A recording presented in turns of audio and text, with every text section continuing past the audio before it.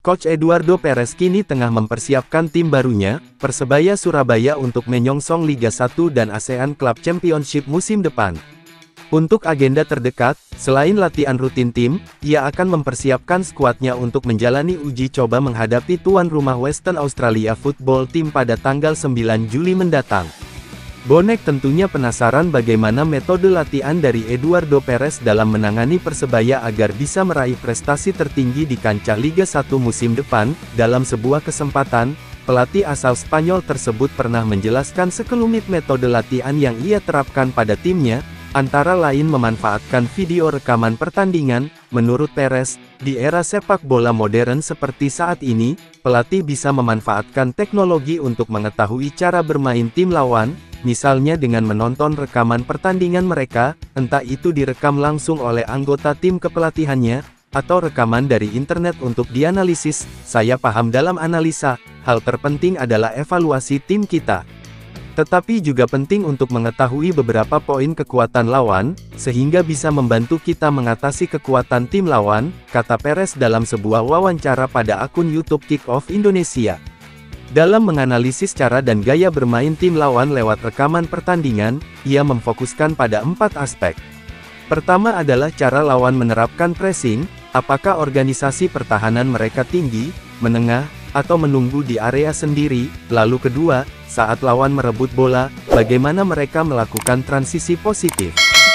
Selanjutnya saat lawan membangun serangan, apakah mereka menerapkan build-up konstruktif atau lebih direct football. Terakhir, organisasi lawan saat transisi dari menyerang ke bertahan, serta cara lawan melakukan set piece bola mati. Terangnya lagi, dari 4 analisis tim lawan itu, Edu Perez bersama timnya akan membuat video pendek untuk diterangkan kepada para pemainnya. Isinya adalah apa saja yang harus dilakukan oleh skuadnya saat menyerang maupun bertahan, tentu disesuaikan dengan gaya bermain tim lawan. Saya percaya dari video analisis lawan tersebut, kita bisa buat 2-3 skenario untuk mengatasi lawan. Namun jika tak terpakai, setidaknya masih bisa menjadi bahan referensi untuk latihan tim, ungkapnya lagi. Sebagai informasi, Edu Perez telah diangkat sebagai pelatih Persebaya, dan telah menunjuk asistennya yang berbeda dari asisten yang digunakan oleh pelatih sebelumnya, Paul Munster. Hanya Uston Nawawi saja yang masih dipertahankan. Sedangkan asisten lainnya adalah Shin Sang-gyu dan Felipe Americo Martins yang merupakan pelatih kiper. Pelatih Persebaya, Eduardo Perez membeberkan bagaimana metode latihan yang diterapkan kepada tim asuhannya untuk menghadapi lawan. Perekrutan Hristo Mitrevski sebagai pemain baru Persebaya musim depan mendapat sambutan hangat dari bonek. Pasalnya, bek kelahiran tanggal 5 Oktober tahun 1991 ini adalah salah satu pemain belakang terbaik Liga 1. Hristo Mitrevski sukses membawa Dewa United ke posisi runner-up Liga 1 musim lalu. Hal ini merupakan salah satu pencapaian terbaiknya selama berkarir di Indonesia 3 tahun terakhir. Dengan prestasi tersebut, bonek tentu tak sabar melihat aksi-aksi Hristo menjaga lini belakang Persebaya, apalagi ia akan berduet dengan kompatriotnya sesama negara Makedonia Utara, Dime Dimov. Usut punya usut, boneklah yang menjadi alasan Hristo mau bergabung dengan Persebaya. Hal itu terungkap dari pernyataan agennya, Gabriel Budi. Hristo beberapa kali menghadapi Persebaya dan kagum dengan atmosfer bonek, serta suka juga dengan kota Surabaya, ungkap Budi dalam wawancara pada akun Instagram Emosi Jiwaku. Ia juga mengungkapkan bahwa ketertarikan Persebaya sebenarnya sudah berlangsung dalam 3 tahun terakhir, hanya saja langkah serius dan realisasinya baru terjadi untuk musim depan. Semua tahu Hristo adalah kapten Dewa United dalam 3 tahun. Dari sejak main di Indonesia, selalu ada ketertarikan dari Persebaya. Terangnya lagi, pemain yang pernah berlaga di Liga Malaysia ini juga seorang pemimpin di lini belakang, sehingga bisa memberi komando area pertahanan dengan sigap. Hristo seorang leader, dia pernah juara di Liga Eropa. Ia juga salah satu defender pengumpan terbaik di Liga 1, imbu pria yang juga agen Paul Munster ini. Budi juga menilai bahwa Hristo tidak akan kesulitan beradaptasi di skuad Green Force karena ada Dime Dimov dan juga karakter dia cocok dengan karakter orang Surabaya. Saya, Hristo, Dime, berkomunikasi tentang karakter klub dan orang-orang Surabaya. Kita ada kesamaan yaitu direct dan apa adanya, apik yo apik, elek yo elek, nggak ada yang ditutup-tutupi, tegasnya. Pemain berusia 33 tahun ini cukup sukses saat berlaga di Liga 1.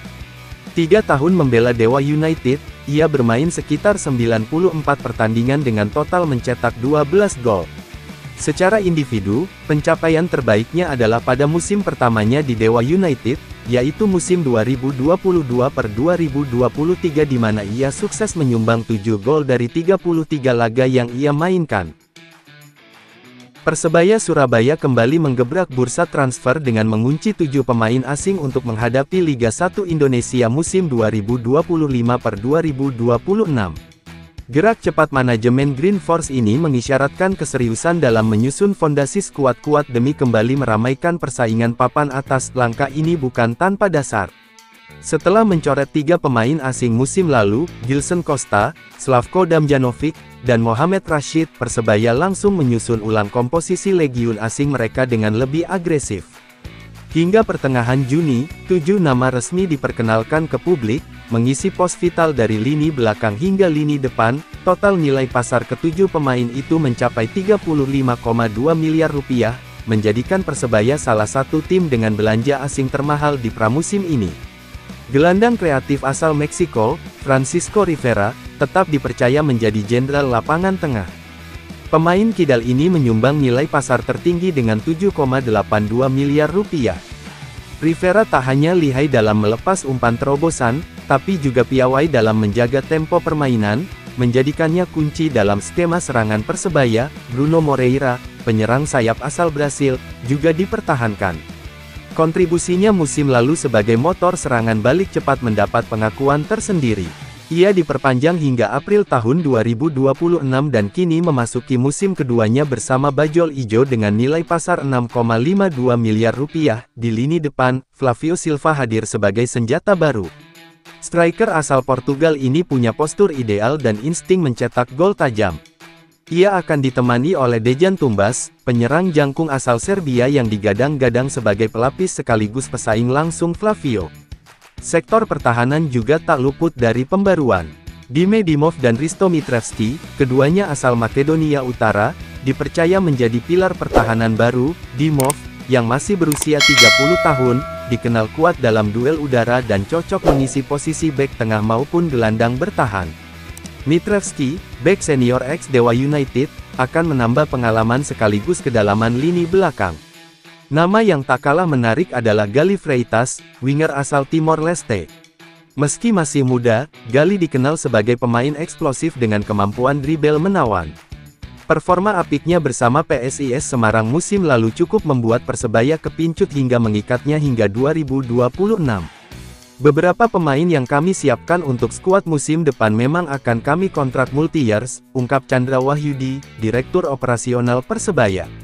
Ia menegaskan bahwa stabilitas tim menjadi fokus utama manajemen setelah beberapa musim terakhir kerap berganti wajah setiap musim.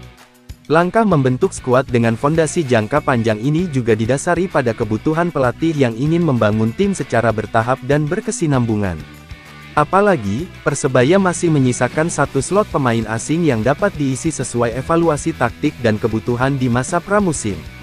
Dengan 7 legiun asing baru dan lama yang kini bersatu, Persebaya Surabaya membawa semangat baru menuju musim kompetisi. Para pemain asing ini diharapkan tak hanya memberi dampak instan, tapi juga membawa identitas permainan yang agresif, cepat, dan terstruktur. Bonek, tentu, tak sabar melihat Green Force kembali tampil menggigit otak. Agar tidak ketinggalan berita terbaru Persebaya Surabaya, mari support channel ini dengan cara subscribe dan nyalakan tombol notifikasinya. Terima kasih.